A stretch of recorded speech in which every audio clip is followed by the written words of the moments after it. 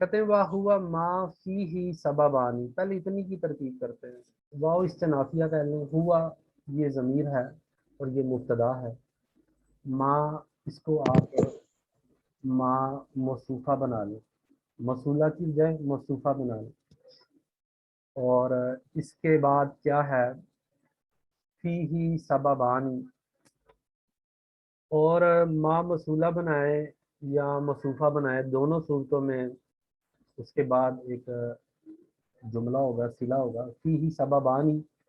اس کی ترکیب کیسی ہوگی کہ فی ہی یہ خبر مقدم ہے کیونکہ جار مجرور ہے، یہ مبتدا نہیں بنتا، پکا قاعدہ مبتدا نہیں بنتا، سببانی یہ مرفوع ہے، یہ مبتدا ہے، اور فی ہی کو متعلق کر دیں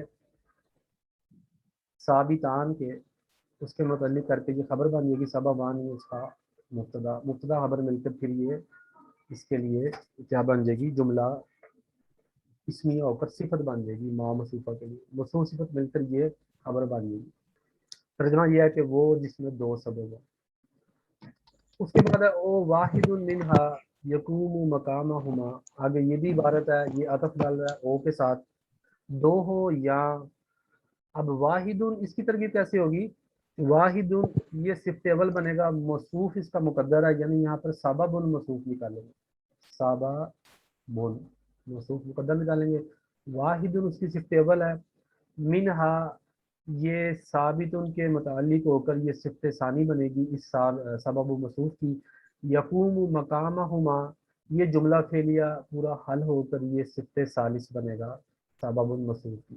یقوم کیسے حل ہوگا، یقوم فعل مضارع ہے، اس کے اندر ہوا ضمیر اس کا فاعل ہے، راجع بس ہوئے موصوف، مقامہما مضاف مضاف مل کر یہ مفعول فی بنے گا، تو یقوم فعل اپنے فاعل اور مفعول فی سے مل کر جملہ فعلیہ ہو کر یہ صفت ثالث مرفوع محلن بنے گی سبب، جو یہاں ہم نے مقدر نکالا تھا، سبب الموصوف اپنی تینوں صفات سے مل کر پھر یہ معطوف بنے گا، سببان معطوف لے کا، معطوف لے اور معطوف مل کر پھر یہ کیا بنے گا، مبتدا، اس فی ہی خبر کے لیے مبتدا خبر مل کر پھر یہ کیا بنیں گے، جملہ فعلیہ ہو کر مرفوع محلن ما موصوفہ کے لیے صفت، موصوف صفت مل کر یہ خبر، یہ ترکیب ہے۔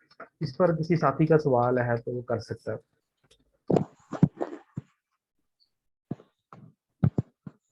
واحد کو کیا بنایا آپ نے، موصوف؟ واحد کو ہم نے صفت اول بنایا، تو پھر موصوف اس کا موصوف؟ موصوف ہم نے نکالا سبب، یہاں پر یہ ہم نے اس کا مقدر نکالا، تو ترکیب حل ہوگی، کہتے ہیں جس میں دو سبب ہو یا ایک ایسا سبب ہو جو ان دو کے قائم مقام۔ آگے اب تفصیل بیان کر رہے ہیں، والاسباب التسعۃ، کہتے ہیں کہ وہ جو 9 اسباب ہیں وہ کون کون سے ہیں، ان کی تفصیل بیان کر رہے ہیں، العدل، وصف، تانیث، معرفہ، عجمہ، جمع، ترکیب، الف و نون زائدہ تان، وزن فعل، یہ 9 اسباب ہیں، ایک سے لے کے اس مقام پر آپ ان کے صرف نام یاد کر لیں کیونکہ ان کی تفصیل آگے کتاب میں آ رہی ہے۔ اس کے بعد کہتے ہیں اب اس کی ترکیب آسان ہی ہے، والاسباب التسعۃ، یہ مصروف صفت مل کر یہ مبتدا بنے گا، اور اس کو چاہے مبتدا اول قرار دے دیں یا اس کو مبتدا ثانی قرار دے دیں، اور یہ سارا عطف ڈال کر نا معطوف لے، اور 8 معطوفین یہ مل کر خبر بن جائے گی، تو مبتدا ثانی اپنی خبر سے مل کر جملہ اس میں ہو کر پھر یہ خبر مبتدا اول کے لیے۔ میں جلدی شارٹ ترتیب کر رہا ہوں، جس کو نہ سمجھ آئے پوچھے۔ اس کے بعد آگے کہہ رہے ہیں اب نئی بات بیان کرنے لگے، وہ حکم ہو، میں نے بتایا تھا کہ یہ تعریف بالفائدہ، اب اس کا حکم بتانے لگے کہ حکم ہو مضام مضاف مل کر مبتدا، اور ترکیب کا قاعدہ ہے کہ جب اس کے اندر غائب کی ضمیر ہے اس کا مرجع ضرور تلاش کرنا چاہیے، بتانا چاہیے۔ ہمارے یہاں ایک رائج غلطی ہے کہ بہت سارے لوگ 99% لوگ ترکیب کرتے وقت غلطی یہ کرتے ہیں، بلکہ غلطی نہیں غلطی، کہ وہ غائب کی ضمیر کا مرجع نہیں بتاتے، دو غلطی یہاں کرتے ہیں۔ حکم ہو کی جب ترکیب کریں گے، ایک تو کہیں گے حکم ہو کے اندر کہتے ہیں ہو ضمیر، تو جب یہ غلطی کرتے ہیں اس کو ہو ضمیر نہیں کہنا، پڑھیں گے تو حکم ہو، لیکن جب آپ اس کو الگ ذکر کریں گے تو اس کو ہا ضمیر کہنا ہے، ہو ضمیر نہیں کہنا، لیکن یہ رائج ہے، ہر بندہ کر رہا تو تقریبا، تو آپ نے یہ غلطی نہیں کرنی۔ دوسری غلطی یہ کرتے ہیں کہ اس کا ضمیر کا مرجع نہیں بتاتے، لوگ اتنی ترکیبیں کرتے ہیں لیکن وہ غائب کی ضمیر آتی ہے اس کا مرجع نہیں بتاتے، تو آپ نے اس کا مرجع لازمی بتانا، خود بھی آپ کو پتہ ہونا چاہیے، کیونکہ غائب کی ضمیر کا مرجع تلاش کرنے سے ترکیب میں غلطی کم ہو جاتی ہے، عبارت بھی حل ہوتی ہے، اور مرجع صرف غائب کی ضمیر کا ہوگا، متکلم اور مخاطب کی ضمیر کا مرجع نہیں بتاتا۔ تو اب اس غائب یہ جو اس کے اندر ہا ضمیر ہے، یہ ہو ضمیر نہیں کہنا، یہ ہا ضمیر ہے، اس کا مرجع کیا؟ سوال یہ ہے، آپ میں سے کوئی کون بتا سکتا ہے کہ یہ کدھر لوٹ رہی ہے ضمیر؟ اسباب التسعہ۔ نہ دیکھا، یہی غلطی ہے، نہ یہ اس کی طرف نہیں لوٹ رہی، یہ ضمیر اسباب و تسعۃ کی طرف نہیں لوٹ رہی، کون بتائے گا اس کا مرجع؟ حکم ہو، اس پر کیا رکھیں، یعنی ضمیر کی جگہ کیا رکھیں کہ یہ عبادت ٹھیک ہو جائے؟ غیر منصرف۔ ہاں جی، غیر منصرف، یعنی حکم غیر منصرف، غیر منصرف کا حکم ہے، کیونکہ بات اس کی چاہ رہی ہے۔ تو دیکھیں، جب میں یہ بتا رہا تھا کہ غائب کی ضمیر کا مرجع آپ تلاش کرتے ہیں تو آپ کی عبارت حل ہوتی ہے۔ تو مضاف اضلاف میں مل کر یہ مبتدا، اس کے بعد جب مبتدا آ گیا تو ترکیب کی بات ہے، آگے اس کی خبر ہوتی ہے، پکی بات ہے۔ تو یہ ان جو ہے مصدریہ ہے۔ اب متن میں آگے چلتے ہیں، ادھر سے میں اس کو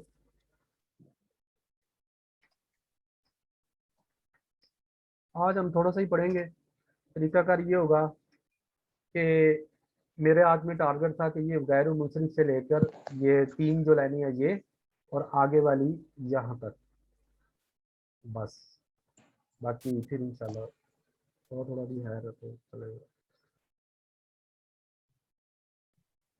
یہاں پر ان ناصبہ مصدریہ تھا، ان لا ید داخلہ یدخلو باب نصرہ ینصرو سے ہے، تو یدخلو ہے اصل میں، لیکن جو ان ناصبہ آ گیا تو یدخلا ہو گیا، اور پیچھے ان ہے، یہ میں نے جو نکالا ہوا یدخلا ہو۔ اب یہ پھر ہو کی ضمیر ہے، اس کو ہا کی ضمیر نہیں آپ نے پڑھنا، ٹھیک ہے، میں اس کو آپ کہنا ہو ضمیر، جب پڑھیں گے تو یدخلا ہو پڑھیں گے، لیکن الگ جب اس کا نام لینا تو اب اس ہا کی ضمیر کا مرجع کیا، یہ کون بتائے گا؟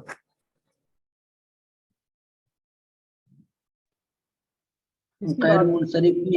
ہاں جی غیر منصرف، کیونکہ اسی کی بات ہو رہی ہے نا کہ غیر منصرف پر داخل نہیں ہوتا کسرہ و تنوین، تو اسی کی بات ہو رہی ہے۔ تو ہاضمی کا مرجع بھی غیر منصرف ہے۔ منصرف جی۔ اب یدخلو فعل آیا، تو فعل جب بھی آئے آپ نے فاعل لازمی تلاش کرنا ہے، ایسا نہیں ہو سکتا کہ دنیا میں کوئی فعل اس کا فاعل نہیں ہو۔ تو اس کا جو فاعل ہے وہ بعد میں آ رہا ہے، کثرت و تنوین، الکثرت و تنوین۔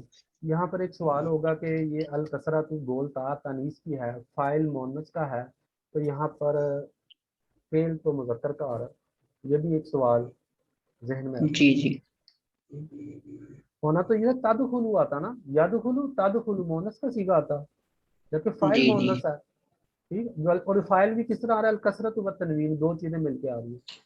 تو اس کا جواب یہ ہے کہ دیکھیں، فعل کی تانیث اسی کتاب میں بھی آپ پڑھیں گے، اس وقت واجب ہوتی ہے جب فاعل جو ہے مونس حقیقی ہو۔ یہ کسرہ جو ہے یہ مونس جی حقیقی نہیں، فاعل تو ہے مگر فاعل مونس حقیقی نہیں ہے، اس وجہ سے واجب نہیں ہے۔ اگر یہاں پر ہوتا نا فاطمہ تو، عائشہ تو، یا کوئی اور ایسا فاعل ہوتا جو مونس حقیقی ہے، تو پھر ہم یہاں تدخلو لاتے، یہ اس کا جواب ہے۔ تو الکثرت معطوف لے و اور پھر تب تنوین معطوف متوفل کیے، اس کا فاعل یدخلو، یدخلا فعل اپنے فاعل، اور یہ جو فعل کے ساتھ حاضمی جڑی ہے یہ اس کا کیا ہے، مفعول بہ۔ فعل کے ساتھ ضمیر جڑی ہو تو ضمیر جڑی ہو اس طرح اکثر تو وہ مفعول بہ ہوتی ہے۔ تو یدخلا فعل اپنے فاعل، اپنے مفعول بہ فاعل سے مل کر جملہ فعلیہ ہو کر، پیچھے جو ان مصدری ہے اس کے ساتھ مل کر مفرد کی تعویل میں ہو کر یہ پوری کی پوری کیا بن جائے گی، خبر، اور مبتدا پیچھے کیا تھا، حکمہ، تو مبتدا خبر مل کر جملہ اس کی خبری ہو جائے گا۔ اور یہ پیٹرن بہت سارا آتا ہے کہ ان ناصبہ خبر کے مقام پر آتا ہے، وہ خبر پوری بن جاتا ہے، اس کے بعد جملہ ہوتا ہے فعل مضارع، اور ترجمہ اس کا یہ ہے کہ اس کا حکم یہ ہے غیر منصرف کا کہ اس پہ کسرہ اور تنوین نہیں آتی، اور آگے ساری بحث آئے گی کہ ضرورت شعری کی بنیاد پر یا قافیے کی بنیاد پر بعض کا کسرہ تنوین غیر منصرف پر آ جاتی ہے، وہ آگے ساری تفصیل آئے گی، لیکن عموماً یہ نثر میں یا عموماً یہ اس پر کسرہ تنوین نہیں آتی بہرحال، لیکن عموماً اس کا حکم انہوں نے بیان کر دیا کہ کسرہ اور تنوین نہیں آتی، کیوں نہیں آتی وہ بھی آگے تفصیل ساری ہے۔ تو یہاں پر کوئی سوال کر لیے، آگے چلتے ہیں۔ وہ یقون، اب یقون اور ہوتا ہے، کیا ہوتا ہے، اب یہ غیر منصرف کی بات ہی ہو رہی ہے۔ फी मोदिल जर्री, कहते हैं जर की जगह पर, यानी जर के मकाम पर, मफ्तूहन आबादन, यहाँ तक इबारत हल करते हैं। कहते हैं जब जर आती है ना, जहाँ पर जड़ का मकाम होता है तो वहाँ मफ्तू होता है। इसकी मिसाल ये मिसाल समझ लें, जानी अहमदु वराइतु अहमदा व मररतु भी अहमदा। तो ये अहमदा असल में तो अहमदी होना चाहिए था, क्योंकि बा जा रहा है, इसमें जर भी है, लेकिन गैर मुसरिफ का यही तो आपको हुक्म बता रहे हैं कि ये जर के मकाम पर ये कसरा नहीं आता बल्कि मफ्तू होता है हमेशा आबादन, ये इसका हुक्म।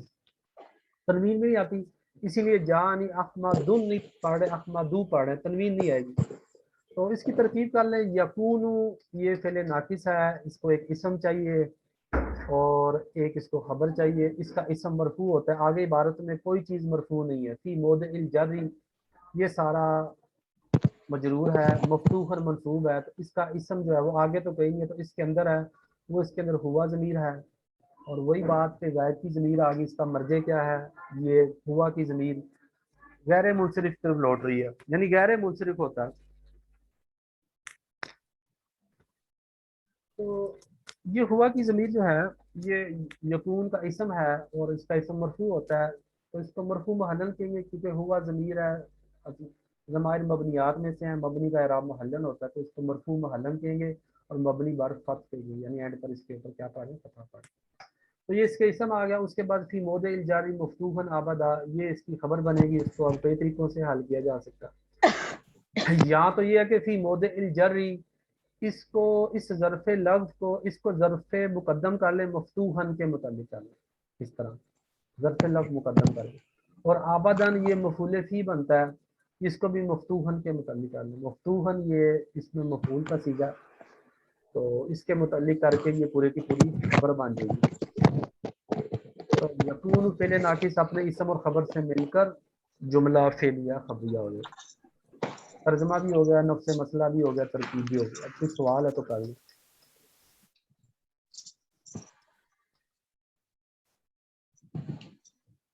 उसके बाद कहते हैं तकूलू, तू कहेगा। तकूलू के में अंदर अंता ज़मीर इसका फाइल है, फेल फाइल मिल गया, बात खत्म हो गई। और ये कोई सवाल भी है बोले तो। मफ्तूहन का मैंने बताया कि ये मफ्तूहन, इसमें मफूल का सीगा है और इसके अंदर हुआ की ज़मीर इसका नाइब फाइल होगा। और गायब की ज़मीर का मर्जे बताएंगे तो इसका कायदा ये है कि जब फेल नाकिस की खबर में जब जोड़ते हैं ना, उसके अंदर जुमला हो या शिबे जुमला हो, तो गायब की ज़मीर निकले तो उसको फेल नाकिस के इसम की तरफ जोड़ते हैं। तो हम कहेंगे मफ्तूहन के अंदर जो हुआ की ज़मीर है ये राजे बस इसमें काना, ठीक। और मफ्तूहन के अंदर ये भी सलाहियत है कि इसके साथ आबादन मफूल फी भी जुड़ सकता है और जार मजरूर भी जुड़ सकते हैं। फी मोदिल जार, ये ज़र्फ़े लफ्ज़ मुकद्दम करके इसके साथ जोड़ लें और ये पूरी की पूरी फिर क्या बन जाएगी, इसीलिए जुमला इसमें होकर खबर बन जाएगी। तकूलु फेल फाइल ये जार मजरूर से अफ़ाल नाकिसा के मुतालिक नहीं हो सकते तो हो सकते हैं। फिर उधर ना करने की, मफ्तूहन के पीछे उसको जिक्र करने की वजह? इसमें जो ये जार मजरूर के फेल नाकिस से मुतल्लिक करने के बारे में वैसे इख्तलाफ है। पहली तो ये बात है, इख्तलाफ है और ये ख़ास मौक़ों पर हो भी जाते हैं।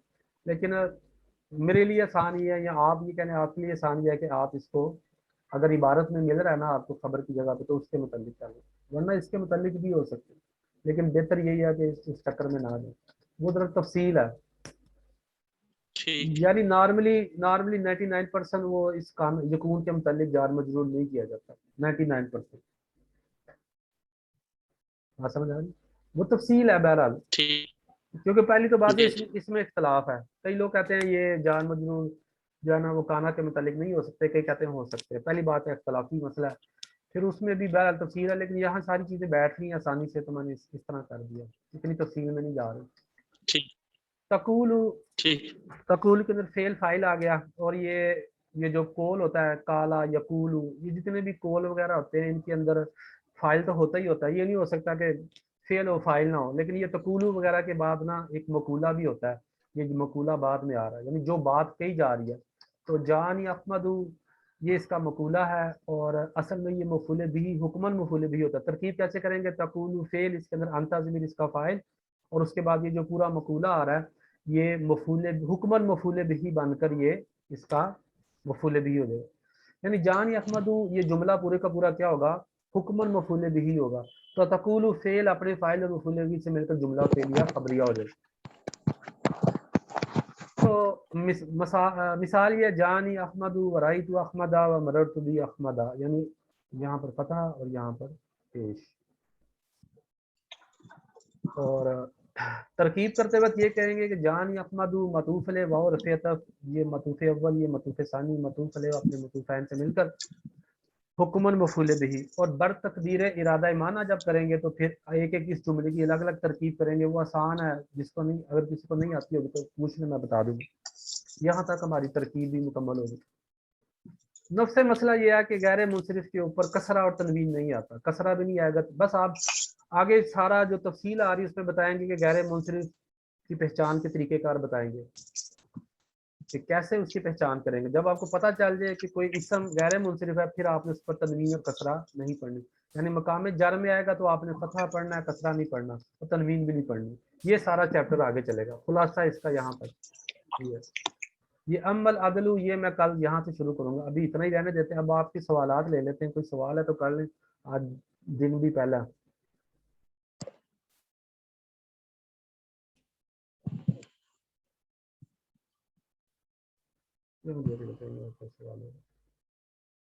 ہاں یہ آواز کا مسئلہ ہے بھائی. یہ میرا مائک میں نے بدلنا ہے. جب میں مائک نیا لوں گا نا تو آواز میری پھر کافی گونجے گی.